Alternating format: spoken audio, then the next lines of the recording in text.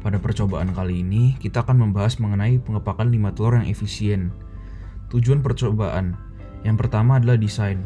Untuk mendesain sebuah kemasan produk telur yang murah dan efisien.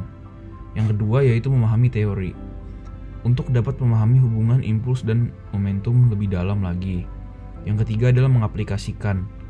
Untuk dapat mengaplikasikan teori, momentum, dan impuls di kehidupan sehari-hari atau praktik dengan baik. Pada percobaan kali ini, kita menggunakan teori impuls dan momentum. Momentum adalah kecenderungan benda bergerak untuk melanjutkan gerakannya pada kecepatan konstan, dan impuls adalah perubahan momentum. Teori impuls dan momentum menentukan apakah telur akan pecah dalam pengepakannya atau tidak. Perubahan momentum yang drastis dapat mengakibatkan telur retak ketika terbanting dalam pengepakan. Masalah impuls inilah yang menjadi halangan terbesar dalam mendesain pengepakan telur yang efisien. Selamat siang Miss Emil dan teman-teman. Pada siang hari ini saya akan mempraktekkan praktek impuls dan momentum dalam kehidupan saya sehari-hari, yaitu proses pengepakan telur. Di sini saya sudah menyiapkan telur ayam kampung 5 biji, gabus, kardus, selotip kuning, gunting, dan juga stapler. Jadi kardusnya ini saya bentuk kotak-kotak seperti ini agar menjaga telurnya untuk tidak bergerak kanan kiri. Di sini saya menyiapkan gabus. Tujuannya adalah untuk mencegah telurnya bergerak. Jadi saya menggunakan 3 gabus. Gabus pertama ini saya taruh di bawah. Lalu gabus kedua bertujuan untuk membungkus telurnya, dan gabus ketiga saya letakkan di atasnya. Lalu gabus di sini adalah untuk menutup bagian atas dari kardusnya ini agar menjadi lebih aman. Di sini, alat dan bahan yang kita gunakan adalah telur, gunting, stapler, bubble wrapping, kardus, dan lakban kuning. Dan total biaya yang kita dapatkan di sini adalah Rp3.525. Untuk cara pembuatan kardus sendiri, kardus dipotong dan disusun bentuknya hingga dapat menaruh telurnya ke dalam. Bentuk ini memaksimalkan perlindungan pada setiap telur yang akan dikirim. Seperti gambar yang di sebelah merupakan contohnya. Lalu untuk cara pembuatan pengepakan, potonglah gabus sehingga dapat dimuati ke dalam kotak-kotak dalam kardus. Pada setiap kotak akan terdapat 4 lapisan gabus. 2 akan melapisi di bawah telur dan 2 lagi di atasnya.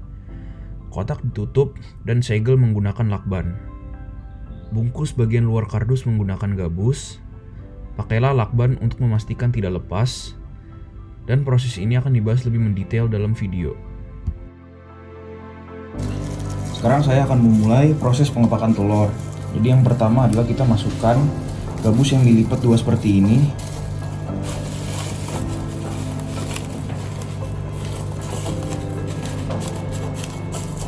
Masukkan lagi gabus yang kedua, juga dilipat dibagi 2 seperti itu juga.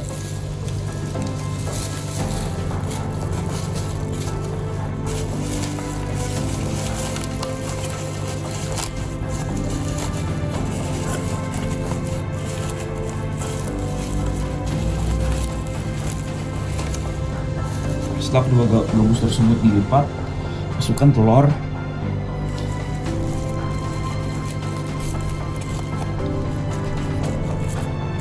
Setelah itu, kita tutup menggunakan gabus ketiga.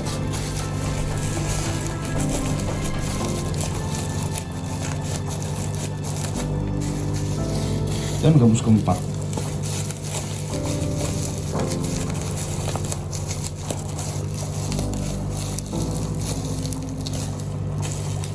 Kurang lebih seperti itu, dan kita akan ulang 4 kali dengan 4 telur ini.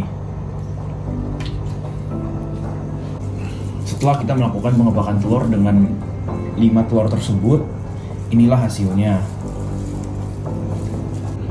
Kemudian kita menutup kotak ini menggunakan selotip kuning.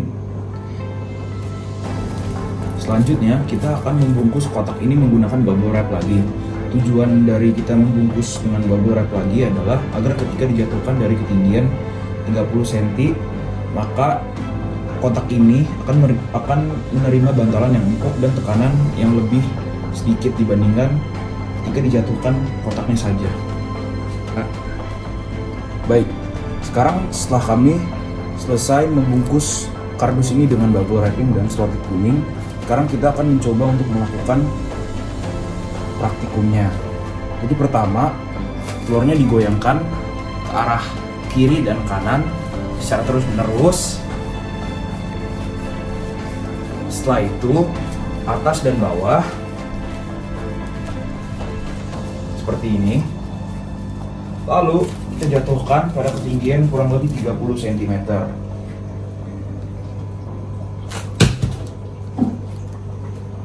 Setelah kami selesai melakukan praktikum tersebut, sekarang kita akan membuka kardus ini dan akan melihat jika praktikumnya berhasil atau tidak. Mari kita buka.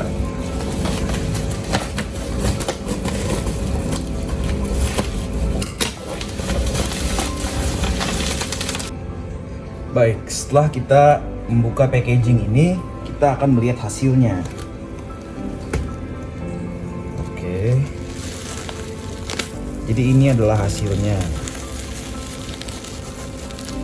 Telurnya utuh sempurna dan artinya percobaan yang kita lakukan berhasil. Lalu kita buka telur selanjutnya. Dan kita melihat bahwa telur selanjutnya pun tidak pecah. Kita buka telur ketiga,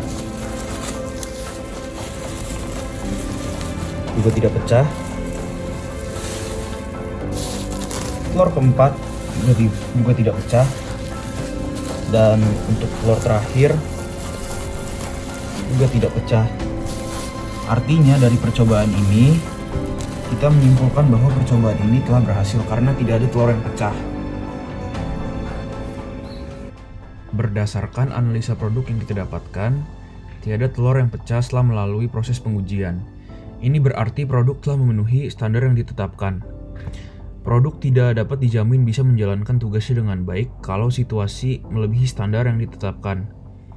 Biaya yang digunakan dalam pembikinan cukup murah dan memenuhi standar yang ditetapkan. Berdasarkan percobaan yang telah kita saksikan, kesimpulan yang kami dapatkan adalah karena produk yang dirancang menjalankan fungsinya dengan baik, praktikum ini telah berhasil. Kita sudah dapat mengerti hubungan momentum dan impuls. Selain itu, kita dapat menggunakan teori momentum dan impuls dalam kehidupan kita sehari-hari. Lalu refleksi yang kami dapatkan adalah dalam pelajaran impuls dan momentum, dapat terlihat bagaimana banyak teori-teori fisika yang saling berhubungan, seperti momentum dan inersia, impuls dan gaya.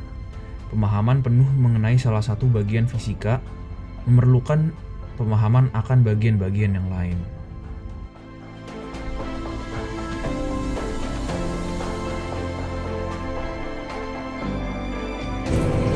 Baik, itu saja video dari saya tentang praktikum pengepakan telur ini. Terima kasih telah menyaksikan dan Tuhan memberkati.